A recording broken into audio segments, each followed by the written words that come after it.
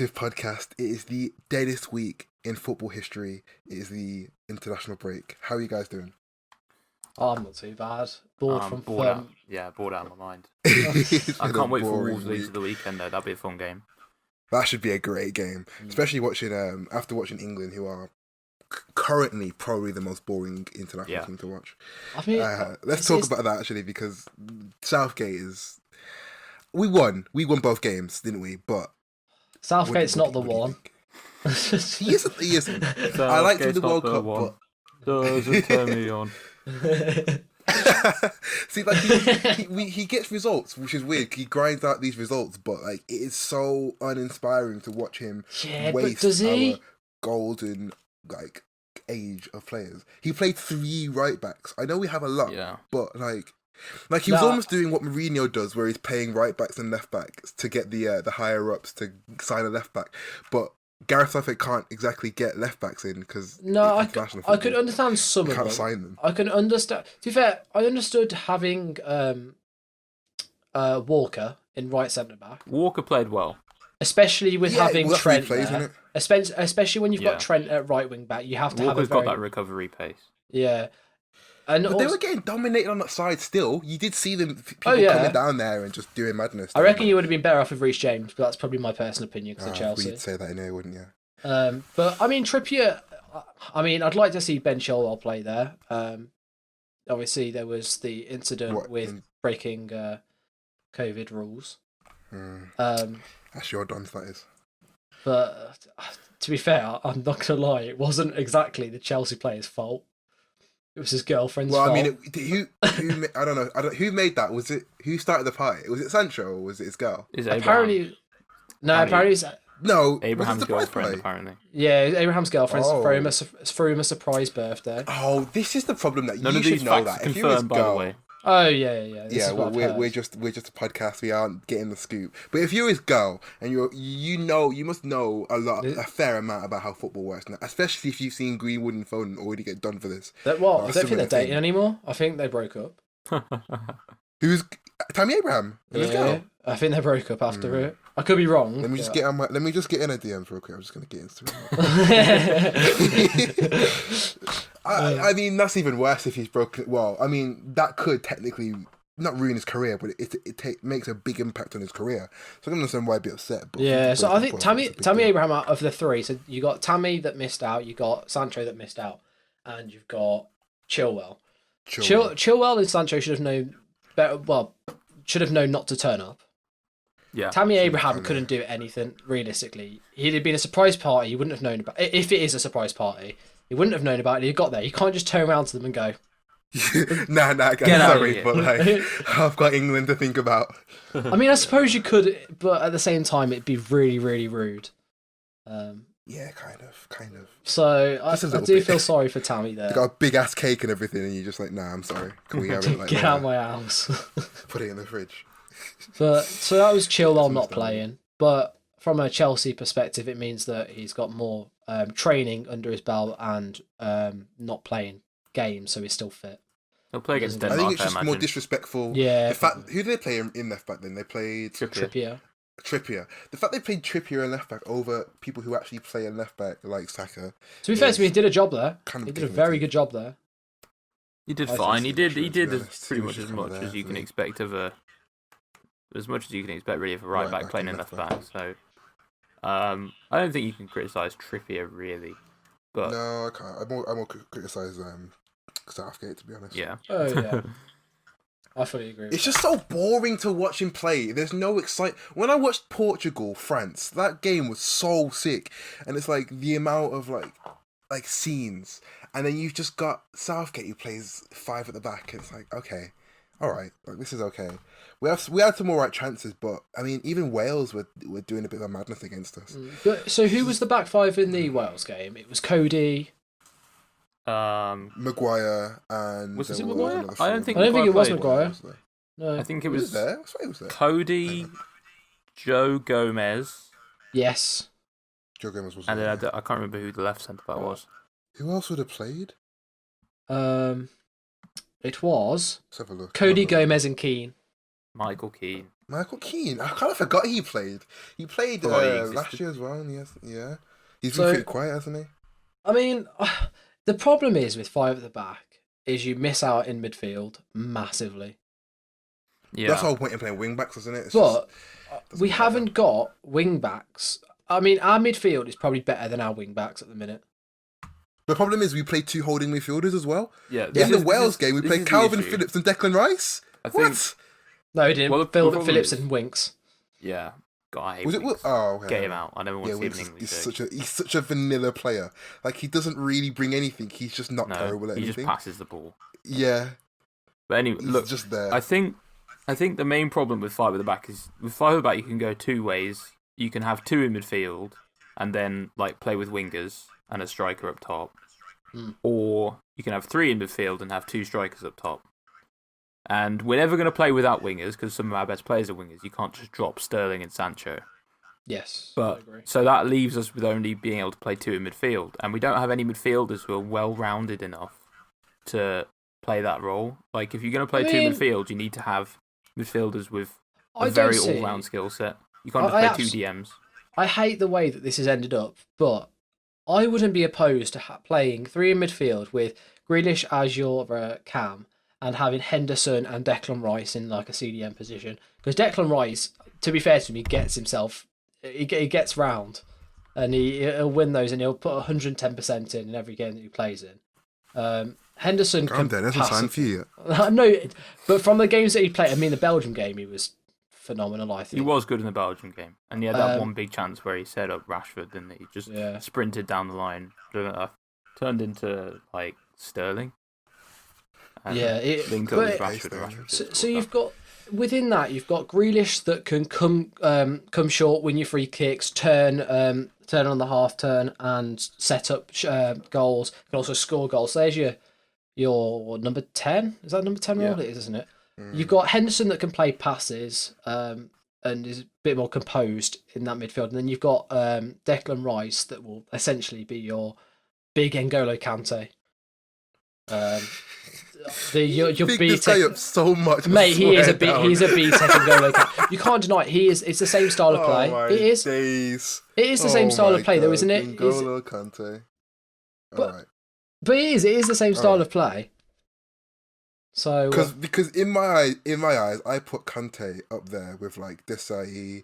No! I'm not saying he's anywhere near that level. I'm not. I don't put Rice up there. I'm definitely not saying he's anywhere near that level. I see what you're trying to say. But it's the style of play. I do want to talk about one more thing about this whole England situation with Southgate. Is what is his problem with Jack Grealish? Why doesn't he play him? I don't know. You should be playing him. It's funny because I've switched teams now. I never used to be a fan of Grealish, and I was like, he's never gonna get an England cap. I had a bet with a friend that I still owe money actually for this. That Grealish wouldn't get a cap before Euros. To be honest, if there was no COVID, right, I probably would have been. Would have been like £2 up, but because of COVID, he got his cap, and I rate him for it. But why does Southgate not play him now? I don't understand why he's not playing him. I think the thing is with he plays Mason Mount over him because of Mason Mount's work ethic in Chelsea. I think Mount really is very, very, very shy when he plays for England. You don't see what he does when he does at Chelsea. I think if you only to play attacking and you had 2 kind of centre mids and a CDM, you'd play Mount and Grealish. If you wanted to play more defensive, I think you would have to play Grealish in that role instead. The only thing I don't like about Grealish is the fact that he is a diver, which. But he does win a lot of fouls. He does, but it's just annoying. Look at him at United. Like, it's crazy. But I like him. Like, he's very creative. I'm quite surprised he decided to stay at Villa, even though I think the contract is a sham. Unbelievable. I think that contract is a sham, really. It is amazing for them, but I think what they've done is he might still leave, but now they have more, I don't think he will. Power. I don't think he will. I can't see him staying. Is he really that loyal to Villa? He's got so much potential. He could play in Champions League. He can get into most Champions League contending clubs. He can get into Arsenal any day of the week. Oh, what's his name? Alan Shearer. So I can't see why he wouldn't. Didn't Alan Shearer do the same thing though? No, he went to Blackburn. Oh. No, he went from Newcastle. He went from Newcastle. He started at Southampton. Alan Shearer did. Yeah, Who am I on about? But, I mean, Alan Shearer's moved. You're only thinking of it because none of the teams that he plays for now are actually that good. But back in the day, Blackburn. Nah, I swear he played for Newcastle and got offered to go to Man United, and he refused to go. Yeah, he did. He turned it down, but I can understand why. But Newcastle were very good back then. Yeah, no, if it was like now, if he played for Newcastle now and Man United came in for him, he'd go. Like, 100%. The thing is, if he stays at Villa, I'd respect him a bit more because there is no one nowadays that have any loyalty to clubs. Loyalty isn't a thing anymore. No, it's not a thing anymore, which is why it makes less sense for him to stay. But there's no loyalty in football, but is that such a big thing? Is that such a massive deal? I mean, just that big if he stays at Villa, he becomes a Villa legend. I think he's probably already a Villa legend. Oh, Villa, do you really want to be a Villa legend though? I think amazing? He's a Villa fan. You can't forget. I think to be fair, I think even if he left now, he would be remembered for a very long time. He would, but he's also got the way Villa play, the way everything is set around him, really, isn't it? If he goes to like Man United, we're looking at built a team around where would he fit in with Man U? But when he played for England, you could say that's kind of the situation. He's not the main man when he's playing for England because we've got so many talented attackers, and he put in a man of the match performance against Wales. Yeah, so true. Yeah, it's true. You're right. Yeah, that's a fair point. I think there is evidence there that he absolutely could play at a high level. And to be fair, I didn't rate him as high as a lot of people did for a long time because of my natural bias towards Aston Villa. But I'm now being forced to admit that he's actually a very good player. I just can't stand his dives. That's what I don't like him for. Oh my days. Get over the dives. It does my head in, mate. You have players that probably do it all the time. We definitely do. But exactly. I can't stand diving. You want to get over it? But another player that played fantastically in the Wales game and got his England debut goal was Dominic Calvert-Lewin. He has been insane recently. Like, it's been crazy. Under Ancelotti, he's been a whole different animal. Since the start of the Prem, since it started, I don't think he's gone in a game that he hasn't scored in yet. I think he scored in all 4 of the Belgium games. He's already hit double figures for goals in all competitions this season. I think actually that is insane. It's October. The only 4 that I have seen so far, and it was very evident in the Belgium game, is he does absolutely nothing outside the box. Oh my god! So yeah, but that's not what he is though, is it? You have to think of what kind of striker he is. He's a striker he's a poacher, really, isn't he? He gets in the box. He's got amazing hitting skills and he's got amazing finishing. Box in the box. But he's not gonna do long shots or he doesn't run in behind or do long shots. That's not him. He's that's just not what kind of. No. I mean off the ball. He's got no press. Okay. So to be fair, I haven't paid a lot of attention to that this season. I haven't been watching Calvert-Lewin and been like, "Oh, was he pressing?" But I remember before he was good. That was the one thing you could say about him, that he was really hardworking. I remember Everton fans being like, "Oh, okay, he doesn't score many goals, but he works hard. He puts a shift in." And, I mean, it might have just been something on the day in the Belgium game because you could see that comes down to Ancelotti. But I wouldn't be surprised if Ancelotti said, "Listen, don't work yourself so hard. We've got a lot of hard-working players in the team. So just focus on when he's got the creativity, getting in those positions and scoring the goals." It's his leap. It's ridiculous. I think Ancelotti's made a team that's so good in terms of pressing and all that he doesn't really need to. He just needs to be in the position for when they do get the ball back to score. But which is great for England. We needed him to press. Then you had Mount and Rashford every now and again pressing, and it was killed by the fact that Calvert-Lewin wasn't. I mean, it might have just been an off day for him. Completely different teams, I think, just because they're so different. He's not used to having to do that now, maybe. Yeah, but that's down to Southgate can't communicate. Southgate's communication skills aren't good enough to tell him how he needs to play for England compared to Everton. I don't understand what we're going back to the five at the back thing. I don't understand the formation they play. Surely we should be playing a formation that the majority of the players play. Yeah. It doesn't really support our roster at the moment either, because we don't have that many quality centre backs, do we? for playing three at the back. And we were playing a right back and centre back, so it already shows we don't. So it really shouldn't be. DMs, I'd agree, we do have some decent DMs. So maybe doing like a 4-3-3 works, but a three at the back is just not it really. So and our attack is amazing. Our attack and our fullbacks are probably the best thing about us, and we're not doing it, which is quite disappointing to see. Yeah, I mean the other debut. Oh, was his? No, it wasn't his debut. I don't think. No, second. Yeah, Danny Ings scored a bicycle kick. Amazing goal. Well, was it a bicycle kick or was it an overhead vault? What would you class it as? Overhead. I guess it's a bicey, isn't it? Let's just say it's a bicey, just to gas him up a little bit, because Ings has been absolute quality for the past season and a half. Last season he was on fire.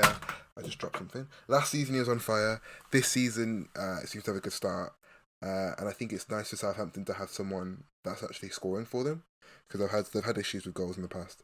Yeah, until someone buys it off, buys Ings off. No one's gonna buy Ings now. I don't think. Yeah, I don't think. Who else is gonna buy Ings now? I can't see Ings leaving. How old is he? He's quite old. He's like 29, I think. So okay. I could see him 30, being someone like Jamie Vardy, who stays at a slightly lower team and Yeah. just bangs in goals for fun. Although obviously Leicester aren't really that lower team anymore. But similar kind of situation. He's too old for people to spend big money on him, but he's so valuable to his club that they aren't going to accept anything less than bigger money on him. So he'll just stay where he is and bang in goals. There goes that So, he had a good game, and then also Connor Cody. Finally. My captain. Do you know what? with Connor Cody, I think before Sam, gasses him up even more than I will, I think he has been the best centre back we've had, or the most underrated centre back in the Prem. First of all, I think he's been really solid for Wolves, from what I've seen of Wolves. And then out of all the centre backs we played in the past 2 games, I think he's been the best one, like solid. I would like to really see good him. in the air. His passing is great. Like I just like him. Go on.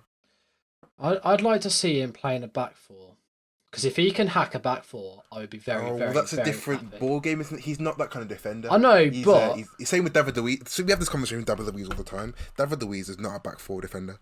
He doesn't know what on earth is going on in a back four, but in a back three, he's world class. And I think the same things with I know, but if we could, if either Nuno or if someone could help out and get Cody in a back four, it means we've got one less stupid defender in our back five. Never play a back four. But I just would like to see, if Cody can perform in a back four, it means we've got one less bad defender at England that's playing in our back line. I'd certainly like to see it, because at the end of the day, there's no evidence to say he can't do it. Exactly. And he's an intelligent guy, so I wouldn't be surprised if he could adapt to that role quite quickly. I mean, it certainly require him to play a very different style. But would you play him with Gomez for the speed of Gomez? Yeah, that'd be they're both similar idea, players, though, aren't they? See, ideally you'd want to pair him with someone who's both fast and also good in the air, because Cody's quite small. He's only 6 foot for centre back, and he's not like massively aerially dominant.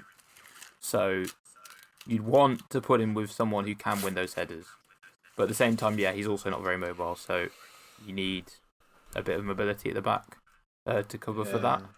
So in that sense, it's kind of difficult to fit all that in. You need a really good centre back basically next to him. That's why he works so well in the back three, because he doesn't have to worry about that. I think Gomez is one of those players that is going to benefit so much from being by Van Dijk.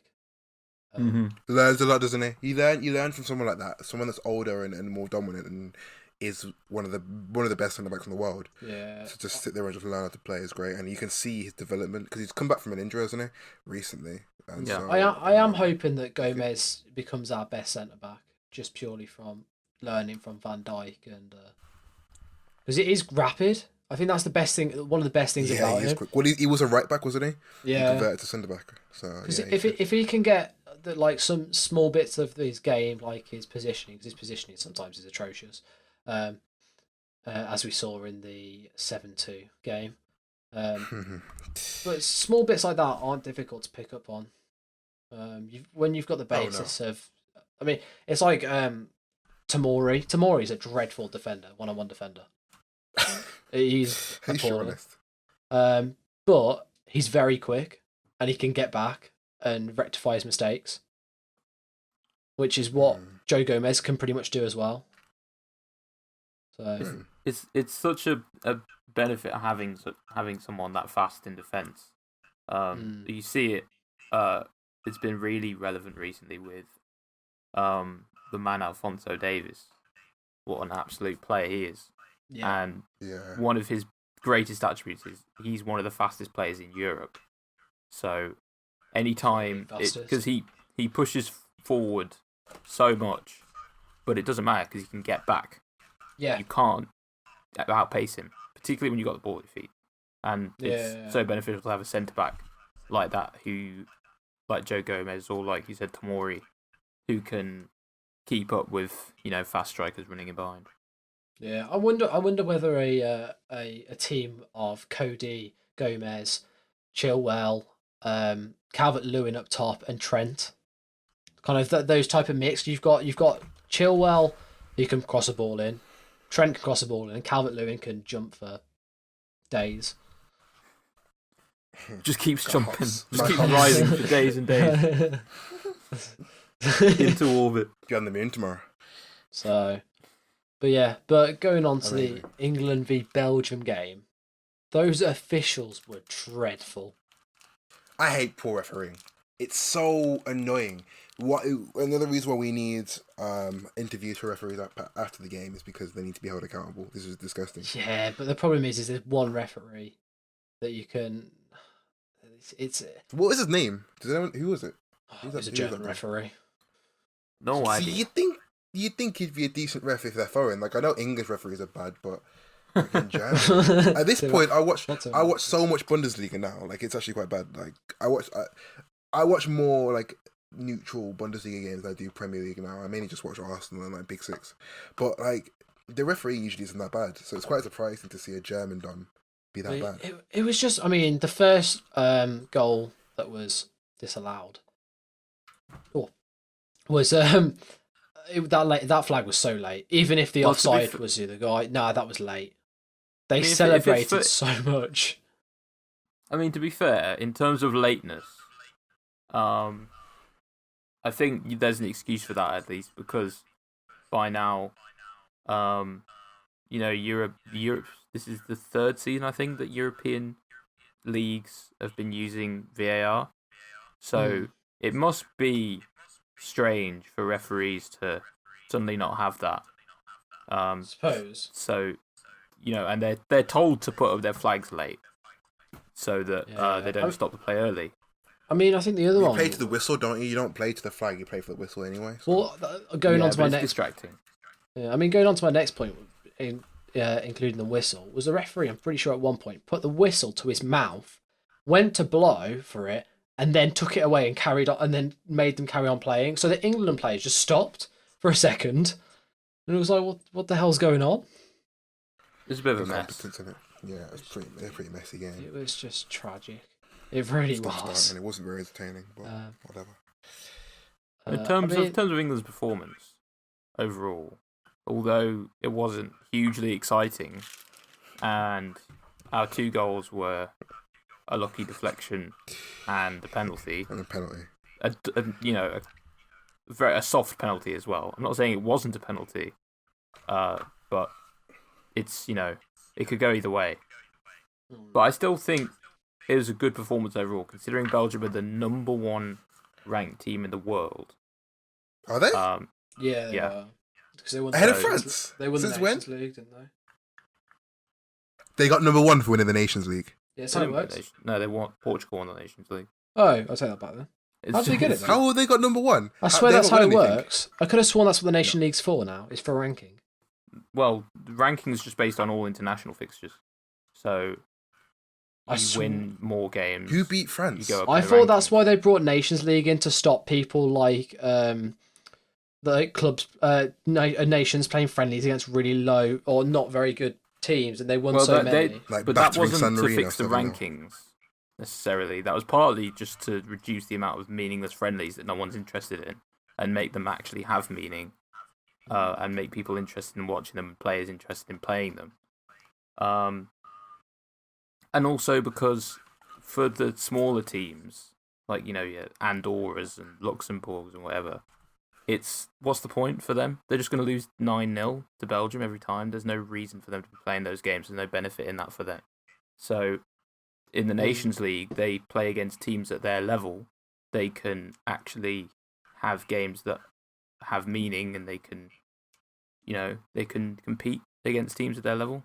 So that's what the Nations League is for. Basically, it's for leveling the playing field and making useless friendlies a bit more meaningful. Yeah, Belgium are first. It's not even close, like, to France. They're like 30 points ahead of France, which is so weird because they haven't won a trophy nationally ever. The thing is, not a long time. Since the World Cup, France have had a bit of patchy form internationally. I remember them drawing to like Turkey. Yeah. So they've had a few poor results. And Belgium, that was only their second loss since the World Cup. I mean, you have also got to realise that that was not their first team. I mean, there's a lot of their first team. It was kind of, yeah. I mean, when Lukaku and KDB are playing... There was no Hazard. He was injured. I mean, Hazard hasn't actually scored a goal in professional football for over a year. I know, but still, Hazard can make a big difference in games. According to Forbes, he was injured anyway. Apparently, there must have been injury. Plus, their centre-backs weren't their normal centre-backs, I'm pretty sure. Company, though. They're a big company, are they? Alderweireld is. Alderweireld's there. Denier played... I think he plays a fair amount. He's a decent centre-back. For Lyon, yeah. The one is. And also the keeper, there was Mignolet in goal. Yeah, Mignolet in goal is obviously second choice. You've got to play them, though. At some point, you have to play them. It's the same where they didn't play Pickford in the first game. And also, we didn't have our strongest team. No Sterling, no Sancho, no Kane. Rice and Henderson, I wouldn't say is our strongest midfield by any stretch. Grealish, Maddison, no sign of them. How dare you put Maddison in front of Mason Mount? Mason Mount played. I mean, so yeah.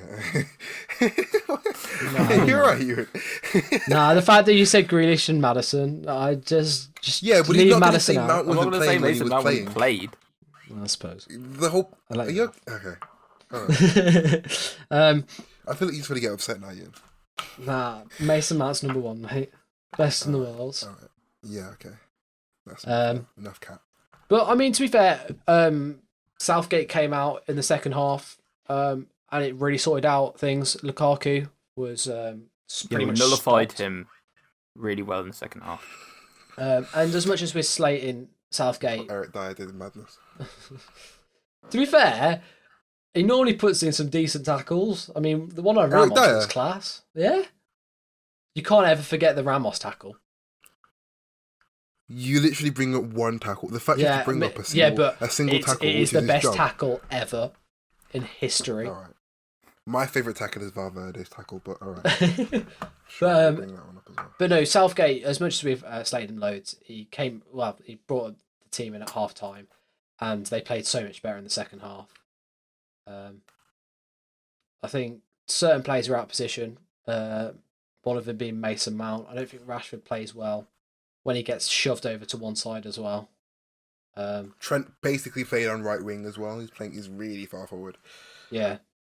From what I noticed. So, not the best look. Which is like, it defeats the whole purpose of wing backs, because like Saka did the same thing. The only difference with like his wing backs is that they just don't cut inside, they just wait on the wings. Which is not what they're meant to do. So the thing is, with Trent and Chilwell, or I suppose I don't know how Saka would do it. You could play four at the back and they'd still do the same thing. Oh well, yeah, that's the whole point in like having pasty fullbacks, but it doesn't work because they don't.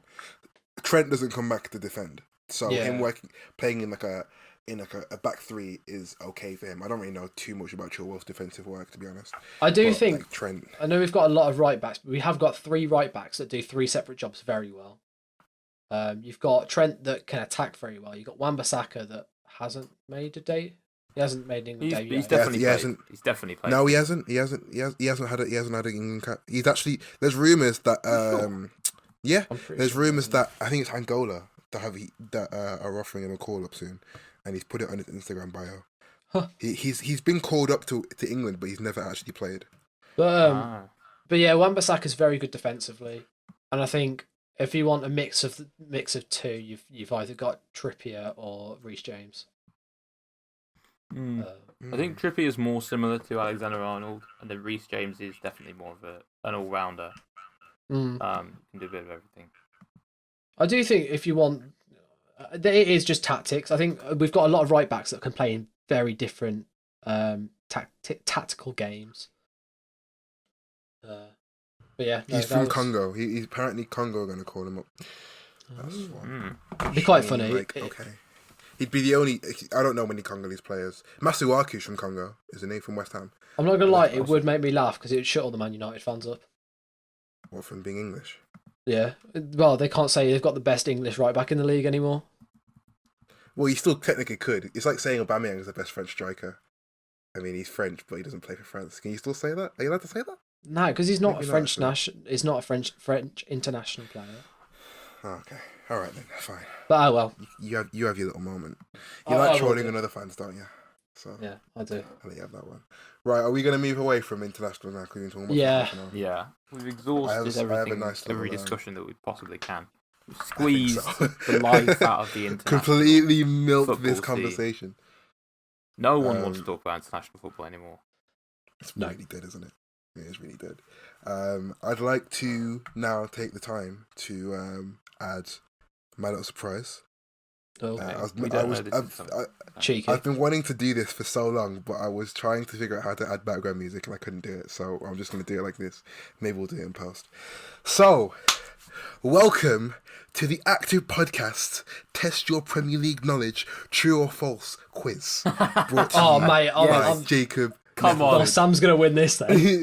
Considering he does this at university. I knew you wasn't going to win this, but I just wanted to do it anyway because Ewan has no knowledge. Nah, it's calm. Because if I beat Gollings here, right, that is it's a madness. If you do actually use this. I'm literally studying sports journalism at university. Like, that is terrible. In fact, Gollings, do you want to make a deal here? If I beat you in this, you have to quit your university course. Whoa. Because it is theoretically possible it could happen. So it's possible. Is it? 10 questions. It's 10 questions. You could win this, Ewan. They aren't terribly hard questions. Mate, I hope there's no Chelsea ones in there because it's really going to expose me for the It'll be, if you get any of these questions, there is a Chelsea question wrong. There is a Chelsea question in there's a couple Chelsea questions in here. So great. If you come on, let's get started. All right, are you ready? All right. Question numero uno. Bilingual things. You heard me. All right. Did Blackburn Rovers win the first Premier League title in the 92-93 season? True or false? I'm going to start with Ewan. Do you think that is true or false? Sure, yeah, it's true. Sam, what do you think? Did Blackburn win the league in 92-93? Yes, the first Premier League season. All right, are you ready? I think it was 95-96. But don't quote me on that. What? How? No. Wait. No, he was wrong. Okay, I was going to say, if you got that right as well. If you got that right as well, I was going to say... out of curiosity, it is false, but out of curiosity, do you know who won the first Premier League title? Chelsea. No, I'm joking. You had literally no history. You in Chelsea. Yeah, it was Man United. Yeah. In fact, Blackburn broke up their dominance by winning in the 94-95 season. Was Blackburn one of the first clubs to win the FA Cup? I don't know. The FA Cup is so old. Yeah, I don't think anyone knows. It's like 150 years old. So. I'm pretty sure they were one of the. I'm pretty sure they were the first. If that is true, I'll Google that later. If that's true, I'll send. No, they're not the first. Sorry, let me rephrase that. I'm pretty sure they're one of the first working class teams to win it. What's a working class team? So when the FA Cup first started off, it was like not university, but very very posh, well off people. Whereas, so they didn't have to work properly, whereas like it was a factory, a club that was factory, and it was two Scottish players came down to Blackburn. One of them got injured and couldn't play in the final, and the other one, and they were being paid illegally because they weren't allowed to be paid back then. Damn. All right. Well, that is. There's a Netflix documentary on it. I will check that out later. Can I go question 2? Because we're gonna be here all day. Yeah. Sorry. Question 2. This Ewan. Mate, don't put this on me. Okay. Alan Shearer is the competition's top scorer. True or false? The Premier True. League we're talking about. In the Premier League, yeah. True. Yeah, that's true. All right, yeah. All right, congratulations. Somebody knew that. Yeah, okay. Yeah, well done. All right. I'm pretty confident on that one. That's good. You should. Yeah, everyone should know that. All right. Question 3. Did Eric Cantona score the first Premier League hat trick ever? True or false? Ewan, you go first. This is a hard one, actually. So. False. All right. Sam. True. What do you I'm think? pretty sure that's true.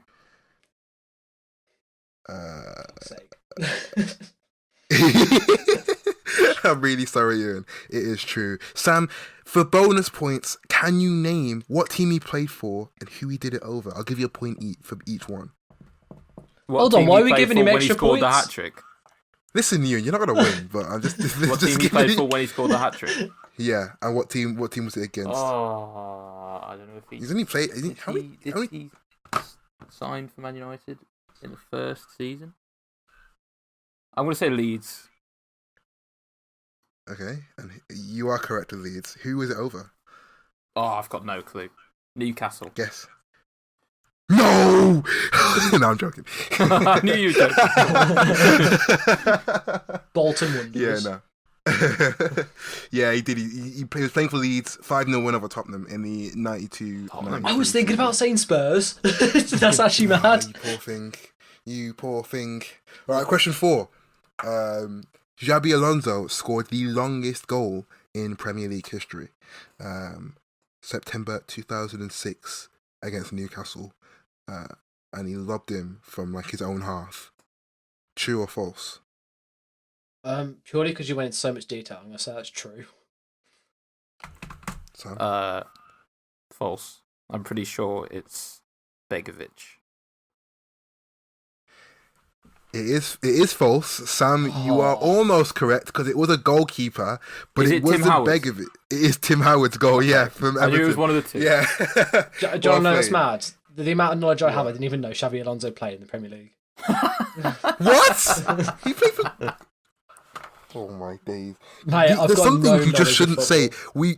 Ewan, we run a sports podcast and you don't know Xabi Alonso played for Liverpool. I play the sport. That's what I bring to the table. In fact, you know what? I don't bring anything to the table, I bring the table. You bring the table. You are the table.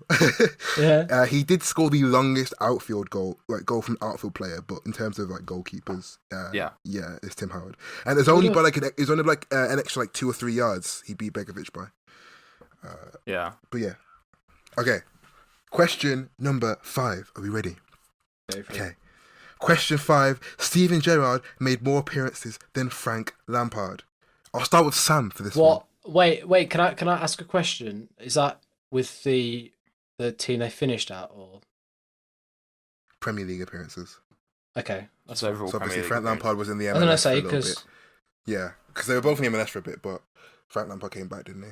Okay, yeah. So, Sam, is that true or false? Did Gerrard make more than Lampard? Hello? I'm gonna say yes. How are we thinking? I think it's false. Of course you are. You want Lampard to be winning that. Well, I know Lampard scored more goals. So. Well, yeah, of course he did. So you're saying that answer is true, yeah? And Ewan? Yeah. I'm saying it's false. I think Lampard made more appearances. We have. I've got to go for the opposite to win. What is it? Conflict in the answers. But who is correct? Ewan. Ewan's actually right. Yeah. Steven Gerrard did not make more appearances than Frank Lampard, which is insane. And the answer is.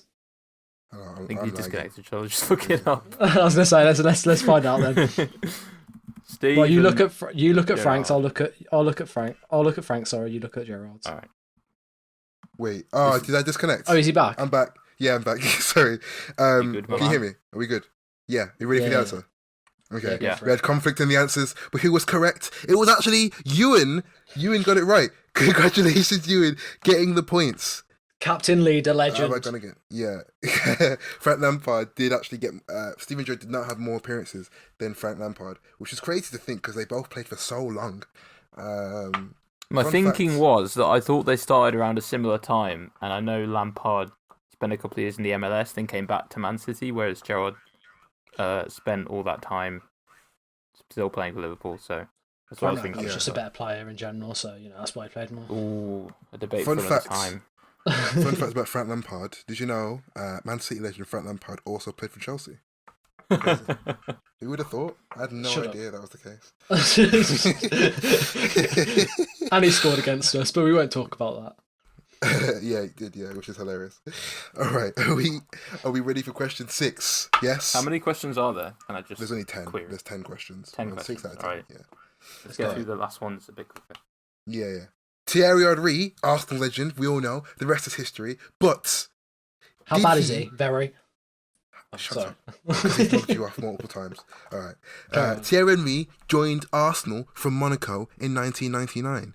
Is that true or false, Ewan? False. Yeah, that's false. I'm pretty sure he signed from Juventus. I was going to ask that as my next one. Okay. All right. Fair play. You are correct. Wenger did actually sign Henry to Monaco, but that was when he was at Monaco, so it doesn't count. So yeah, congratulations. You both get a point there. I'm not keeping tally, so I'm pretty sure Sam wins. So question 7. Kevin Phillips was the first Premier League player to win the European Golden Shoe. Ewan, do you know who Kevin Phillips is? I think so. All right, that'll do. I'll take a. Is it? I'll take it. I think so. Carry on anyway. Was he the first player to win the Golden Shoe? Golden Shoe? Yeah. The European Golden Shoe, the player who scored the most goals. Europe. Is that called the Golden Boot now? No, it's still called the. It's still called. It's different. Lewandowski won it for this season, for last season, for example. Okay. Yeah, it's true. Sam. It's a tricky one because I know he definitely won it. He won it while playing for Sunderland, which is our madness. How he did that, I'll never know. But was he the first? We're gonna have to pressure for an answer, Collins. I'll go with you, and I'll say true. You're a. There's just no way of winning. Oh, Sam has trusted you, and was that a good idea? Find Probably out not. next week on the Active No, I'm joking. It was true. Yeah, congratulations. I can't believe that Kevin Phillips was the first ever European Golden Shoe winner. Like, they never had Europe. Like, how? What? Okay, well. That was 2 years before I was born. No, it wasn't. Was it? Yeah, 99 to 2000. Okay, yeah, it was. All right. Question 8. Wayne Rooney, the wonder kid, the prodigy back in the day from Everton, was Wayne Rooney the competition's youngest ever goal? Is he the competition's youngest ever goal scorer at 16 years old? Who are you going to first, Steve? Oh yeah. Golin's gonna answer first, because then I can say the opposite. All right, yeah, Golin, you can go first. I'm going to say false. Well, I'm saying true then. I think. Although actually, I think I know who it is. I think. Oh, I don't know. I feel like I have an inkling that it might be an Everton player, but not Wayne Rooney. Unfortunately, I have to say that Sam is it's right. Moisey. It is false. I don't know why you don't just think about it. No, it's false. It used to be, but now it's James Vaughan from Crystal Palace who did it at 16 and 271 days old, which is 90 days younger than Wayne Rooney. Crazy. And James Milner had it for a little bit as well in 2002. All right, here we go. And this is for you. All right, I slipped this in. What score is it? What's the score? No, not the score. Sorry, what's the question? It wasn't. It was Everton. He scored his first. Yeah, goal it was. Everton. It was Everton. It was a 4-0 win. Wait, who? Vaughan. That guy. Oh, he scored against Crystal Palace, not Okay. against Everton. I meant. All right. All right, this is for you, and this is a Chelsea-related question. Mate, I'm just going to get this one wrong, though. No, you have to get this right because it's literally about when did your history begin. This is literally it. Okay, are you ready? All right, so I'm going to start with Sam because I'm nice. Question 9. Roman Abramovich bought Chelsea in 2004. Sam? False. All right. Ewan. Did your history begin in 04, 05? Is that when it started? Tell me. Fun fact is, I actually know the answer to this because I searched it up the other day. Oh my god! No, you could have just stopped. You could have just stopped. I knew the answer rather than I just googled it the other day. You could have sounded so smart. I had to make sure. No, it's 2003. So you're saying false as well. All right, correct. You are false. I was doubting myself because I thought actually, did he buy it and then immediately hire Jose Mourinho? Yeah, I was thinking that as when I googled it. Yeah, he bought it a year earlier. Yeah, 2003. He bought it. Yeah. And the rest is history. Champions Leagues, Premier League titles, FA Cups, the works, all from one little shady Russian man who is now banned from doing business in this country. Did you know that? You actually can't do business in the UK anymore. It's crazy. All right, last question. I think this should be worth 10 points. Should we do it for all the marbles? Should we just forget everything else and just do it? Yeah. This is a 10-point round. Ladies and gentlemen, it is time for the bonus round. Well, that's going to be horrible to edit. All right, okay, you ready? Question 10. I like this one. This was fun to Google. There have been 10 different players who have won the Premier League with 2 different clubs. Mm-hmm. True or false? You can have time to think about it if you like. Guys, you can go first because I am genuinely just going to go for the opposite. Because that's the only way I can win. 10. Yeah. Do you know what? Should I make it easier? No. Should I switch up? Nah, he's struggling. He's struggling, mate. You can leave it like that. So we can both struggle together. Come on, Gollins. After I've given my answer, you can give me a clue and then see. No, I was gonna change the question format, but I can't because it kind of ruins the whole game. What were you gonna try and get us to name as many as possible? I was gonna do multiple choice, so I was gonna. No. Just is it true or false, Gollins? Come on, lad. Oh, I'm gonna go for false. All right, I'm gonna go for true then. It's probably 11, isn't it? But you know. You just go for the opposite, and it's actually whack because Ewan is right. Yeah, it is true. Yeah. He's only got to think of it. There have been 10 players who have won the Premier League with 2 different clubs. I'll just read them out very quickly.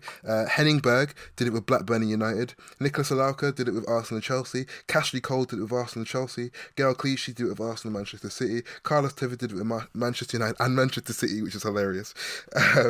Robert Huth did it with Chelsea and Leicester City. Mark Schwarzer did it with Chelsea and Leicester City. Kante did it with Leicester and Chelsea. Morris did it with Leicester and Manchester City, which is insane. You notice how many Chelsea that have left Arsenal and won the league again. It's just amazing.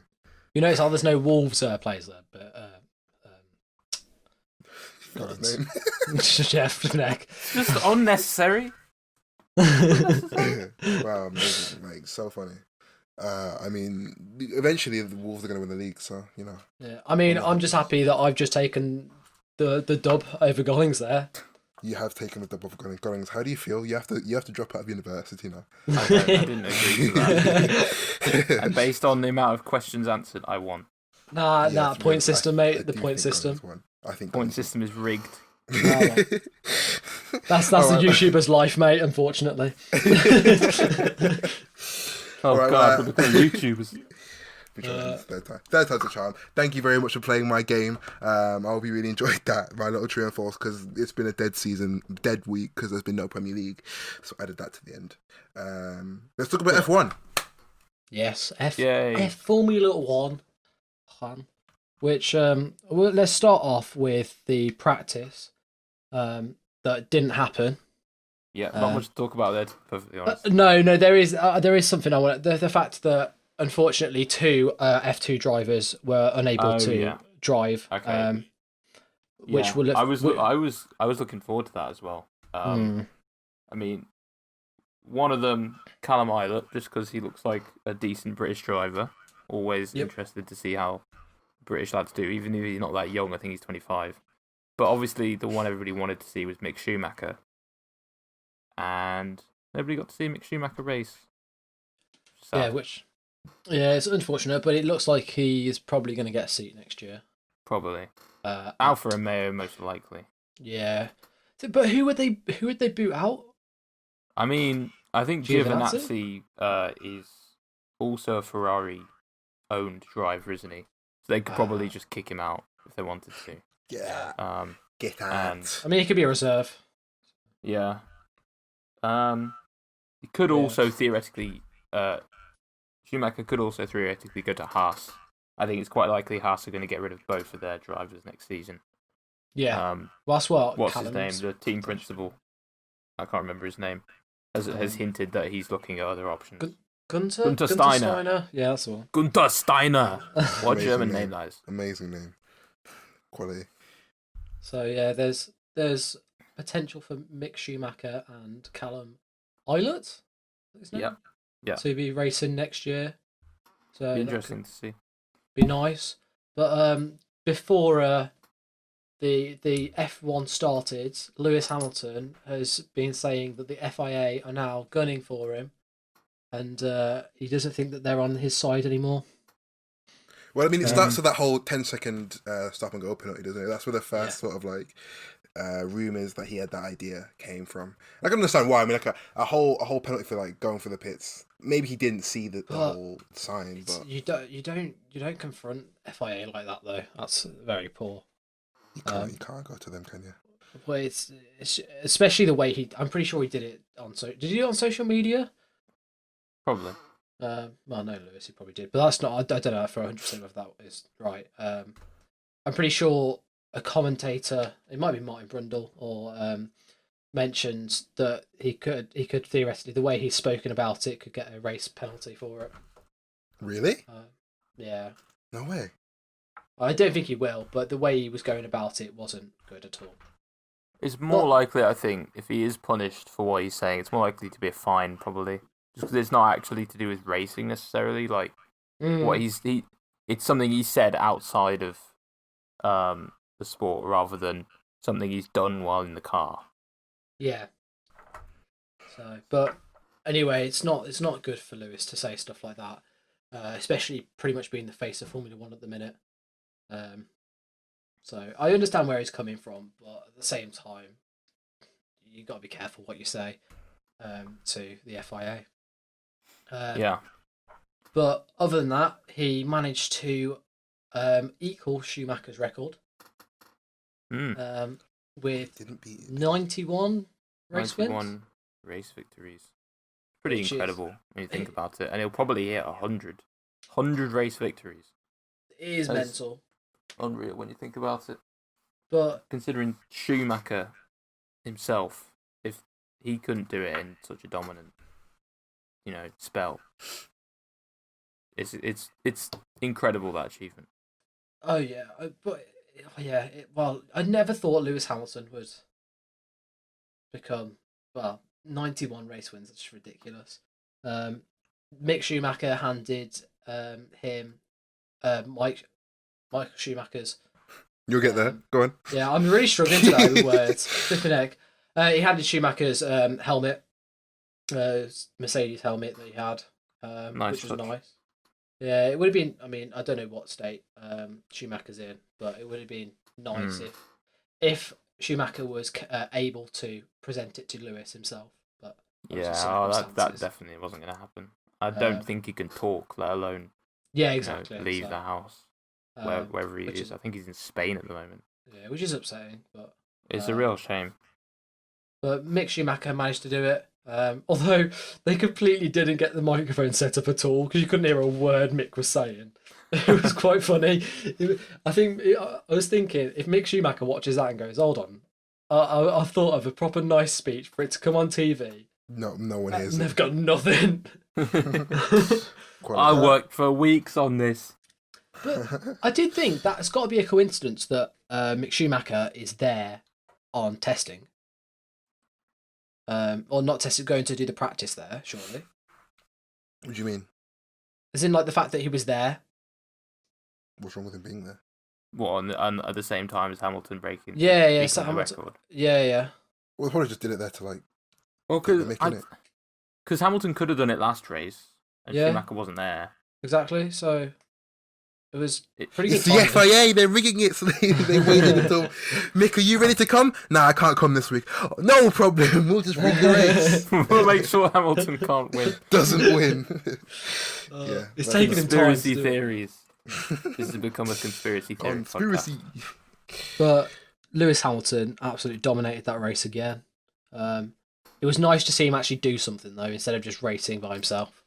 Yeah, I mean, although to be fair, Bottas kind of handed it to him a little bit. With that, that slip up on the corner, just to let him past.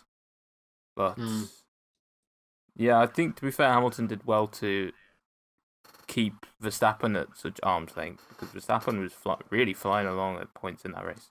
Yeah, and I mean, if Hamilton hadn't been on top of the game, he might have caught him. Yeah, it was that first corner that it surprised Lewis. That first corner was mad. Everybody went wide. Yeah, apart from Lando.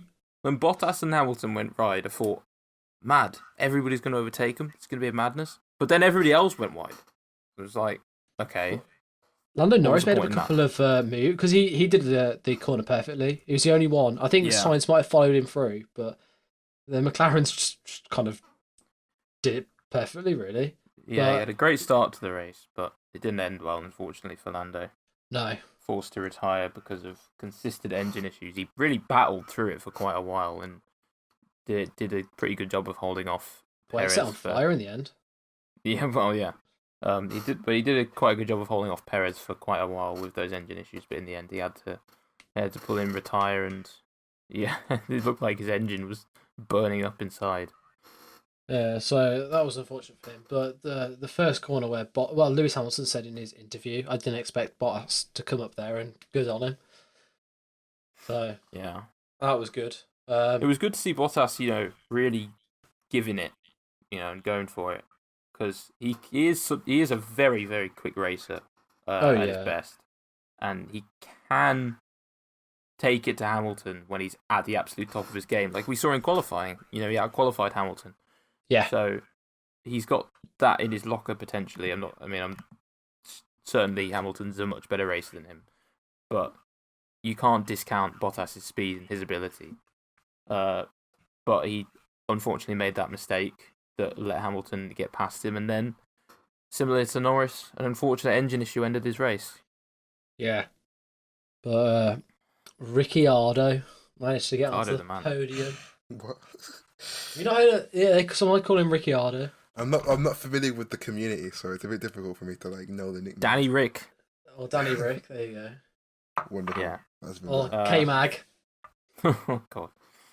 Yeah, his first podium since Monaco 2018, when he was still with Red Bull.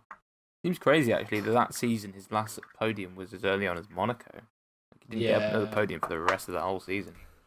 You can kind of see why he wanted something new. Yeah. And now that his first season at Renault, it didn't really seem to have paid off. It seemed to be a poor move. This season, now he's agreed to move to McLaren next season. Renault are doing well. Yeah, I mean, to be honest, I still think it's a good move. I don't know. I still think it's a good move because you don't forget that McLaren have got Mercedes engines next year.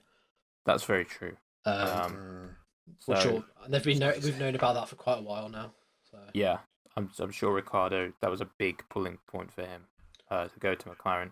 But undoubtedly, at the very least, it's good to see him doing well. Gotta love Danny Ricciardo. Yeah, is it Cyril? No, what's his racing principle? Cyril Abitable. Yeah, he's now got to have a tattoo. Haha, yes. Of Ricciardo's choice. What? Why? So there was a bet. They made a bet that Cyril Abitable, the Renault team principal, would get a tattoo of Ricciardo's choice if Ricciardo got a podium this season. Oh, mad. Love that. Right. There's actually so much bants behind F1 that I haven't seen. Oh, yeah. It's a very friendly community. Seems kind of cool. Yeah. Apart from the times when it's not. Well, yeah, I suppose there is the off year. When the inter-team politics kind of gets in the way of things. Like, remember a couple of years ago when Red Bull dropped Renault?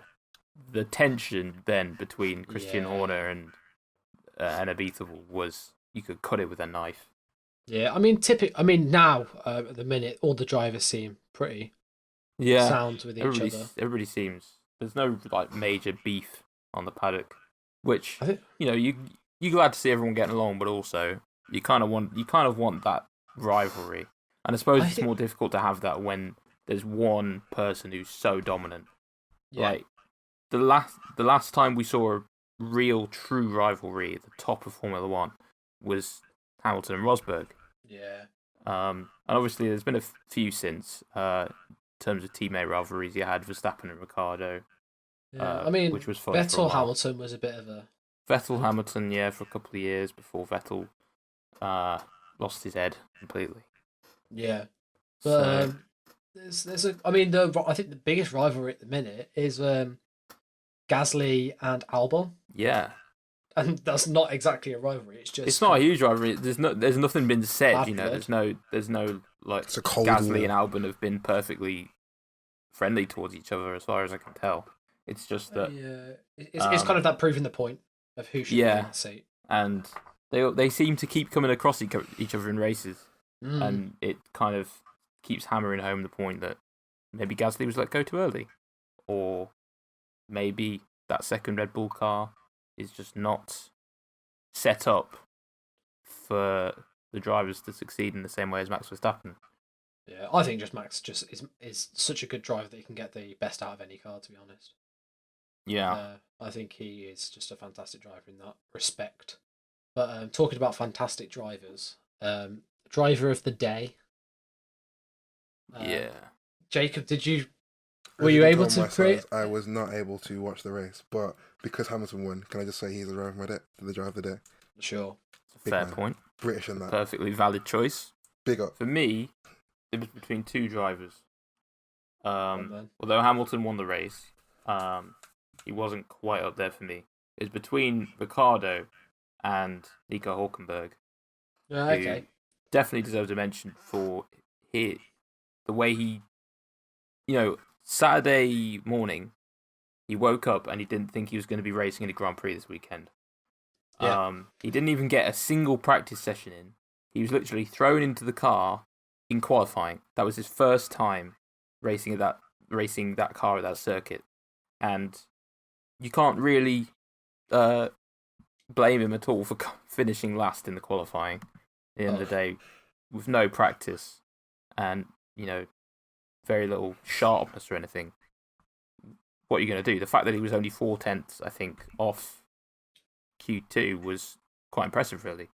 And then in the race, unbelievable. Makes up 12 places to finish 8th. It's mad. I don't know how he does it. And if he doesn't have a seat next season, I will be fuming because, love the Hulk. My driver of the day was Hulkenberg because the amount of places that he gained. And you can't turn around and go, because the amount of retirements. I'm pretty sure more than half of them it was overtakes than retirements. Yeah, I think so. Most of the people who retired, were ahead of him. Sorry. Well, either they, were so far ahead that he at no point overtook them, or I don't know what I'm saying, to be perfectly honest. Yeah, I don't know where you're going with this. No, I think there was how many retirements were they? 5 maybe? There was 5 retirements. So he's still overtaken 7 people. My maths right? Yeah, that's 7 people, impressive. Which is ridiculous. I mean, that's probably still the most he probably still did the most overtakes without that. Yeah, so sure. Plus he got points for the team, which is all he's really there for. Yeah.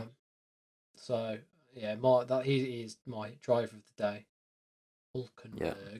Before you nick it, and I have to change mine just for some. Okay, I'll go for Ricciardo then. I'll go for Ricciardo then. All right. Well, we done, yeah? We're wrapping it up, yeah? Yep. Yep. Nice little podcast there. I think it made this pretty interesting considering it was the most boring period of football. Yeah.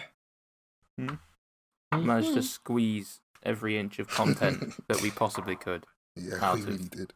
England versus Wales and Belgium. I think I'm quite proud of that, to be honest. And then the UN champion bit in the middle. Sure. UN champion. This done. I do not recognise that victory. Yeah. It's an invalid victory. You are like the Catalonia of that competition. Can we finish now? I mean, I'm waiting for the outro, mate. And we're just waffling. All right. Thanks for listening, guys. Hi, Dad, because it's just my dad now, isn't it? Really, let's be honest. At this point, someone's finished listening. So, do you know anything else to say? No, that's it. All right. Peace. In a bit. All right. Peace. In a bit. All right. Peace. In a bit. All right.